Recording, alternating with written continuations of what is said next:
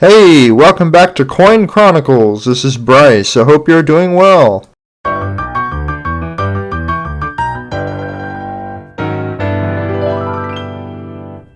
Today we will take a look at the history of the year 1927, and we will look at some coins from the year.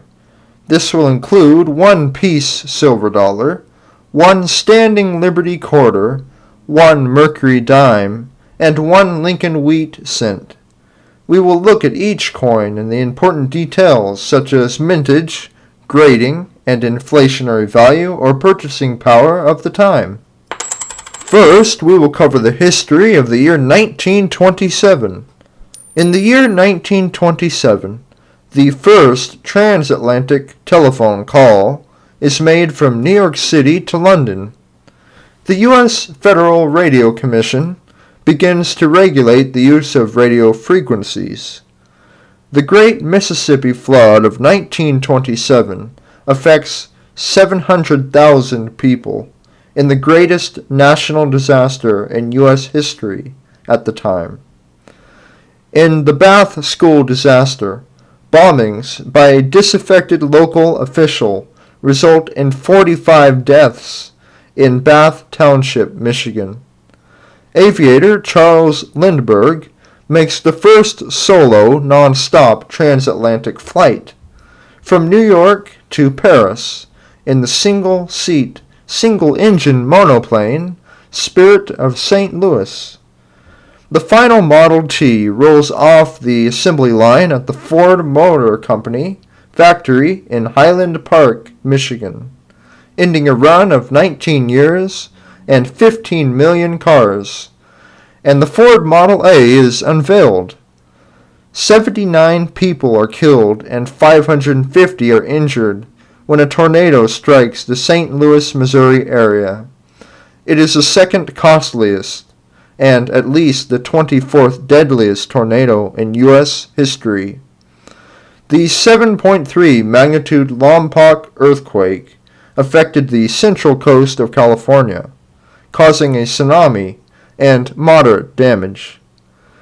And the television, bread slicer, jukebox, garbage disposal, pressure washer, Kool-Aid, corn dog, and quartz clock are invented, and the songs My Blue Heaven, Side by Side, and Me and My Shadow are written and composed. First, we'll take a look at the 1927 D piece silver dollar. The 1927 D piece silver dollar was minted in Denver. It has a size of 38.1 millimeters and a weight of 26.73 grams. Its composition is 90% silver and 10% copper. Its designer is Anthony De Francisci. Its mintage is 1,268,900. Its inflationary value for the year 1927 is $17.69. Its numismatic values range from $41 in good condition up to $3,936 in brilliant, uncirculated mint state condition. Now we'll take a closer look at the 1927 D piece silver dollar from my collection. So, as we take a look at this 1927 D piece silver dollar, we can see that it has a good outline on the head, and most of the words are outlined as we look at In God We Trust, the date, and the liberty at the top.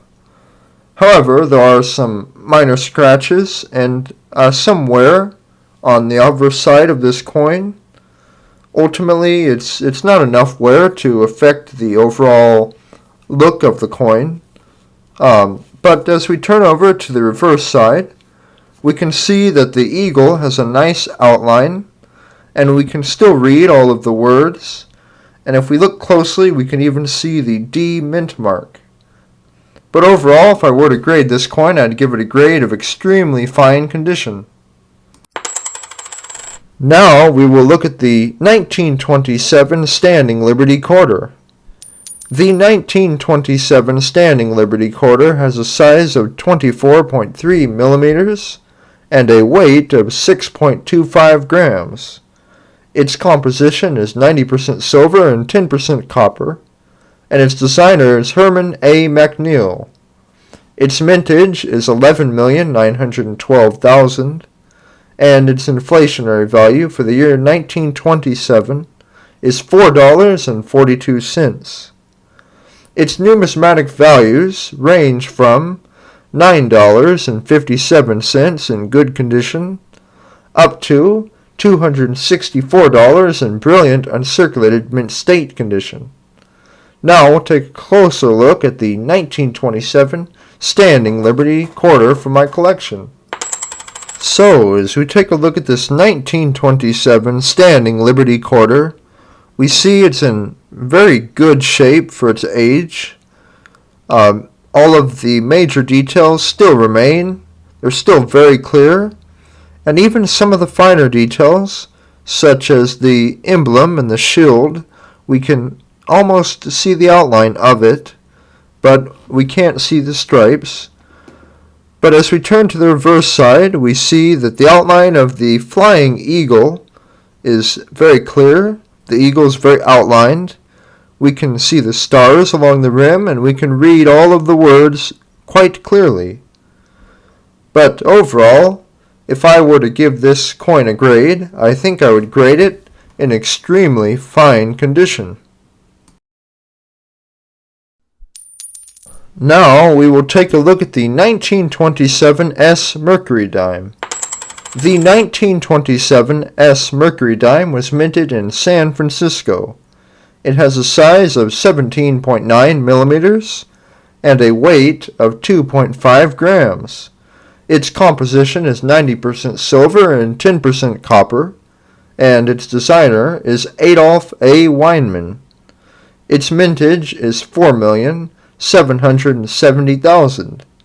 Its inflationary value for the year 1927 is $1.77, and its numismatic values range from $4.26 in good condition up to $1,565 in brilliant uncirculated mint state condition. Now we'll take a closer look at the 1927 S Mercury Dime from my collection. So, as we take a look at this 1927 S Mercury Dime, we see that it definitely has seen some wear over the years. However, the wings, the details in the wings on the tiara on the head there, are still evident, and we can still read the date, and in God we trust, clearly, and there's still a nice bold outline on the head, but as we turn to the reverse side, we see most of the details on the axe are gone, but we can still see the S mint mark. But overall, if I were to give this coin a grade, I'd give it a grade of good to very good condition. Now we will look at the 1927 D Lincoln Wheat Cent. The 1927 D Lincoln Wheat Cent was minted in Denver. It has a size of 19 millimeters and a weight of 3.11 grams. Its composition is 95% copper and 5% tin and zinc. Its designer is Victor D. Brenner. Its mintage is 27,170,000. And its inflationary value for the year 1927 is 18 cents. Its numismatic values range from $1.46 in good condition up to $115 in brilliant uncirculated mint state condition. Now let's take a closer look at the 1927 D Lincoln Wheat Cent from my collection.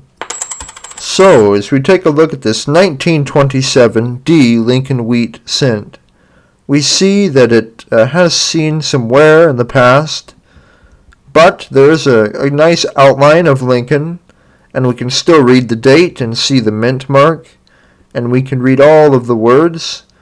But now as we turn to the reverse side, we still see some of the fine details and the lines in the wheat near the rim. on the sides there, and we can still read the words. However, there's some scratches on this side. But overall, if I were to grade this coin, I would give it a grade of fine to very fine condition.